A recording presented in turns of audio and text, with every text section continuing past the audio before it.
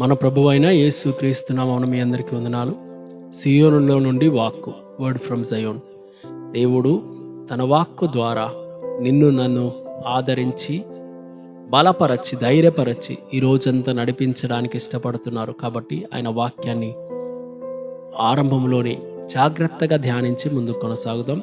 నేటి దిన వాగ్దానము యెషయా గ్రంథం 49వ అధ్యాయము 11వ వచనం. నా పర్వతములన్నిటినీ త్రోవగా చేసేదను, నా రాజమార్గములు ఎత్తుగా చేయబడును. నా పర్వతములన్నిటినీ త్రోవగా చేసేదను. ఈ అధ్యాయాన్ని ఎవరైనా చదివితే మరి ప్రాముఖ్యంగా దేవుని దాసులకు, దేవుని సేవకులకు ఎంతో ప్రోత్సాహకరంగా ఉంటుంది. ఎందుకు తెలుసా? ఆయన తన సేవకుని ఇక్కడ ఏర్పరచుకున్నాను అని చెప్తున్నారు. ఆయనను పిలిచి చెప్తున్నారు, అయ్యా, యాకోబును లేదా ఇశ్రాయేలు ప్రజలను తీసుకొని రావడానికి, ఇశ్రాయేలు ప్రజలకు సువార్త ప్రకటించి వారిని విడిపించుకొని రావడానికి నిన్ను పిలుస్తున్నాను అని అనుకోకు. అది చిన్న విషయమే. మరేం చేస్తున్నావు ప్రభువా? వారితో పాటు భూమి మీద ఉన్న అన్యజనులందరికీ నిన్ను వెలుగుగా ఉంచబోతున్నాను, వారందరినీ నీ ద్వారా తీసుకొని రాబోతున్నానని తన సేవకునికి ఆయన సెలవిస్తున్నారు. ఈ మాట మనకు పౌలుతో కూడా చెప్పారు కదా ప్రభువారు, అన్యజనులకు నిన్ను వెలుగుగా ఉంచి ఉన్నానని. సరే, తన సేవకునికి ఇలా చెబుతూ వారిని విడిపించుకొని తీసుకురా. ఎలా విడిపించాలి? వాళ్ళు బంధకాల్లో ఉంటే వారిని ఇంకా బయలుదేరండి అని మాటతో చెప్పు. నీ మాటకు అటువంటి విలువనిస్తున్నా, అటువంటి శక్తిని ఇస్తున్నా. అంతేకాదు, చీకట్లో ఉన్న వారిని బయటికి రండి అని యేసు నామములో ఆయన నామములను పిలువు, వారి బంధకాల నుండి బయటికి రాగలుగుతారు అని చెప్పి ఎంతో అధికారం ఇచ్చి తీసుకొని రమ్మంటున్నాడు.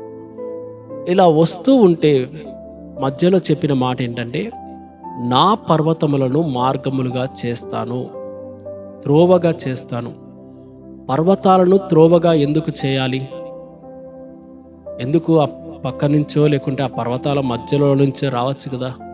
పర్వతాలన్నింటినీ దేవుడు ఏం చేస్తున్నాడంటే వాటిని పర్వతాలనే ఒక మార్గంగా, అంటే పర్వతాలన్నింటినీ కూల్చేసి వాటిని చదును చేసి వాటిని మార్గంగా చేస్తాను, రోడ్డేస్తానంటున్నాడు. ఎందుకు అలాగా చేయాలి? వినండి, పర్వతాలు బైబిల్లో సమస్యలతో పోల్చబడ్డాయి, ఆటంకములు అడ్డంకములుగా పోల్చబడ్డాయి. అనేక మార్లు పర్వతాలు తన బిడ్డలు వస్తుంటే ఆటంకాలుగా అడ్డు నిలబడినవిగా ఉన్నాయి, తన సేవకులను అడ్డుకుంటున్నవిగా ఉన్నాయి.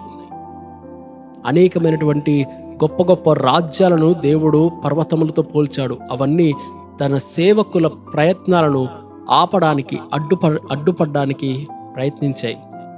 అందుకే ప్రభు అంటున్నాడు, అటువంటి పర్వతాలన్నింటినీ నేను ఒక రోడ్డుగా మార్చేస్తా అన్నాడు.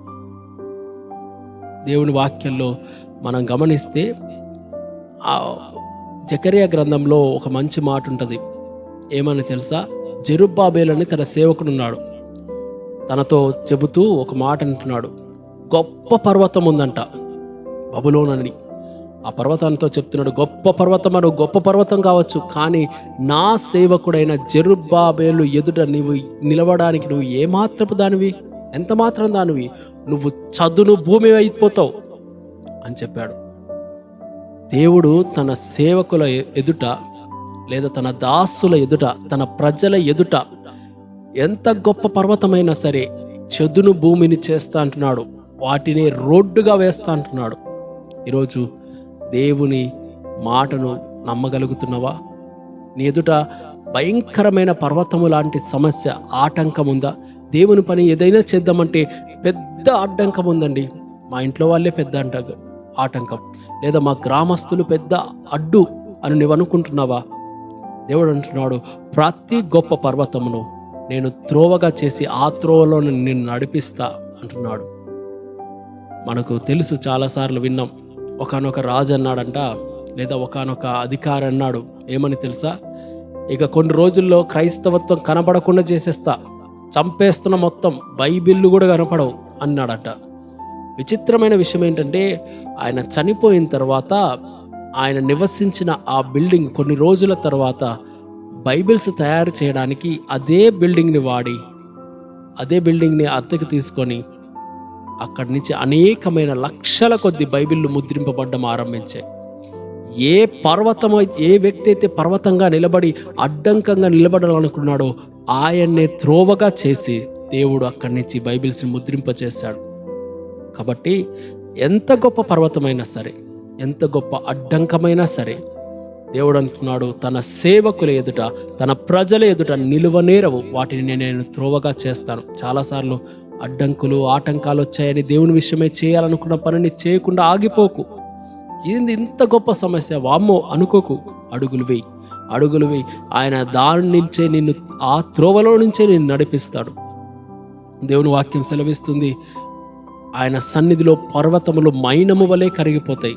దేవుని సన్నిధిలో నీవు నడవడం ఆరంభిస్తే, దేవుని సన్నిధిలో నీవు గోజారడం ఆరంభిస్తే, దేవుని సన్నిధిలో నీవు నిలవడం ఆరంభిస్తే, దేవుని సన్నిధిలో నీవు కనపట్టడం ఆరంభిస్తే ఎంత గొప్ప పర్వతమైనా కరిగిపోయి నీ ఎదుట రోడ్డుగా మారిపోతుంది. కాబట్టి దేవుని సన్నిధిని ఇట్టి వాగ్దానం చేపట్టి దేవుని కోసం ఈరోజు ఏం చేయాలనుకున్నావో, ఏది చేయాలనుకుని ఆగిపోతున్నావో దాని విషయమే ముందుకు కొనసాగుదాం. ప్రార్థన. స్తుతులకు పాత్రుడా యేసయ్య, ఆయన పర్వతములన్నిటినీ త్రోవగా చేస్తానన్నావు, రాజమార్గములనేమో ఎత్తు చేస్తానన్నావు.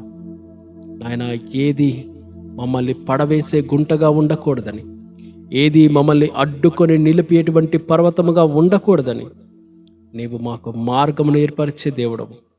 కాబట్టి ధైర్యముగా నాయన నీ విషయమైన చేయదలిచిన ప్రతి పనిని ముందుకు కొనసాగుతూ నీ సన్నిధిలో నిలబడి ముందుకు కొనసాగే కృప దయచేయమని యేసు నామమున ప్రార్థిస్తున్నాము తండ్రి. ఆమేన్. సీయోనులో నుండి దేవుడు మన అందరినీ దీవించి నడిపించును గాక. అందరికీ